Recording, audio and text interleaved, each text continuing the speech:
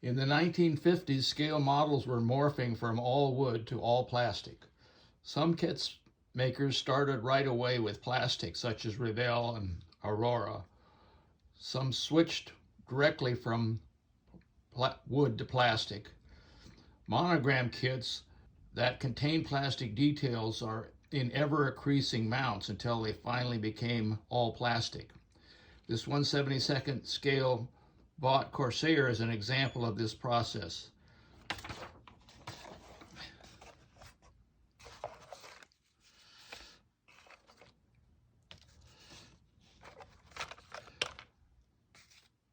The kit structure is primarily of wood with a pre-carved fuselage, semi-finished wings,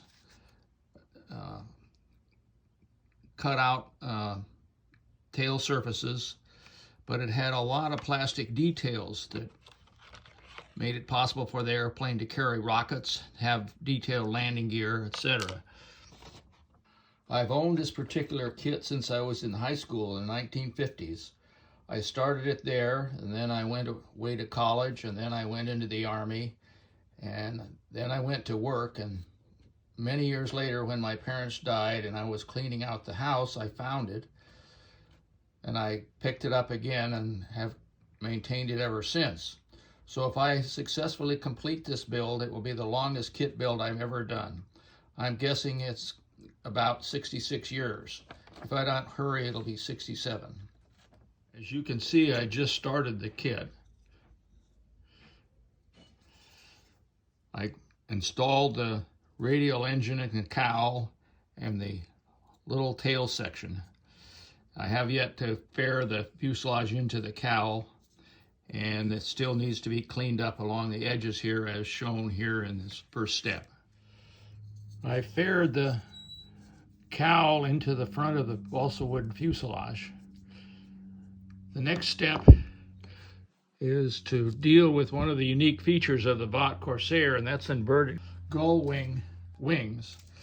Somehow we got to make that out of wood. Here's the wood part, and the instructions say I've got to wet the back side of it to soften the fibers, and then tack it down to the workspace and bend this end up very carefully. And there's a jig to hold it in position while you wait for the glue to dry. So that's the next step. Here's the glue setup and the results.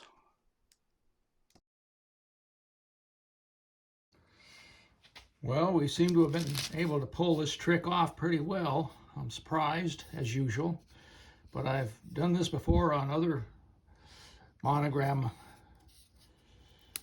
Corsair kits. So we take off the little fixture that sets the angle we bent it to.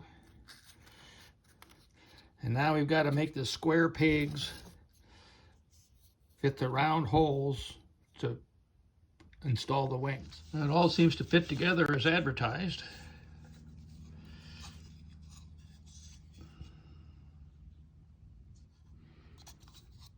So all that's left is to glue it up.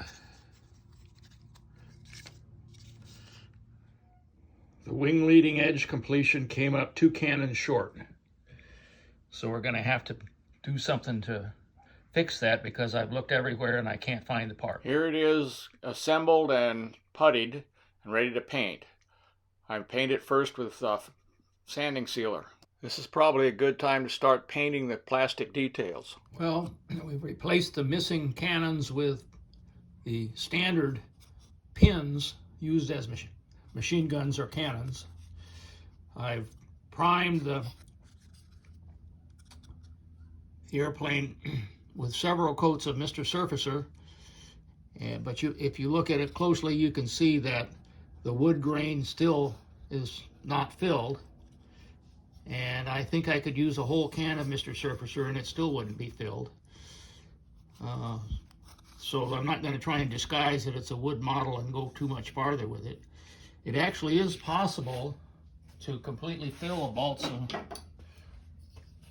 airplane. Here's a Bearcat I built in high school, and it's built entirely out of soft balsa wood, but I painted it with sandable autumn primer 3 or 4 coats, and it builds up enough to fill in all the pores if you put on enough coats. I'll remember that next wood bottle I build. The bottom of the model is kind of a blank canvas now, needing 3 landing gear and possibly some rockets and gear doors. The plans would have you lay this out using a template, which is shown right here, so you can position them. But you can also see that the decal is what actually positions the side of the gear doors away from this spot that's picked out by the template. So here's the template. We'll give it a try. Okay, so I've punched small holes through the template along the areas shown, and now I'm going to try and install the decals to identify the wheel wells. As you can see, these decals are really in bad shape. They're discolored and, you know, very old, so I'm dubious as to whether it's going to work, but I'll give it a try. Well, that's certainly not going to work. So here we tried to mask the landing gear wells using the faintly visible outline here as a guide. Here are the landing gear struts and gear doors installed. Well, it's time to install the 1/4 of a pilot.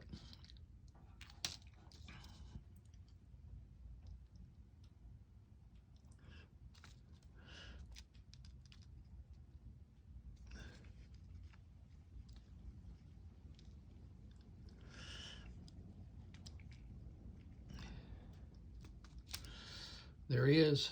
We've got landing gear doors, and a tail hook.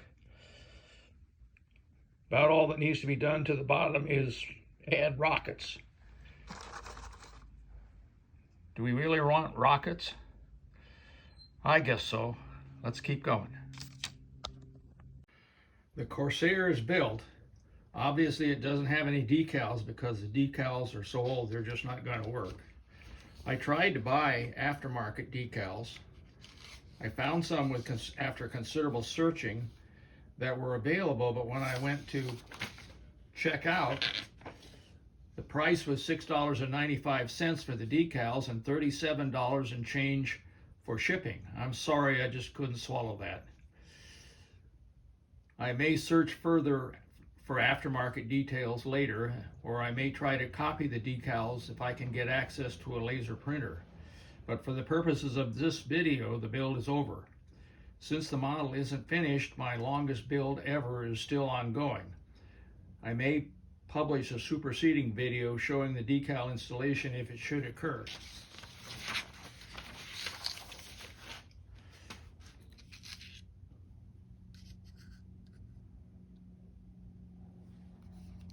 Thanks for watching.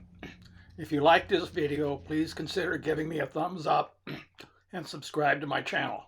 Thanks again. Here's a list of some of my other videos and also recommendations for a few other YouTubers you might find interesting. Thanks again for watching.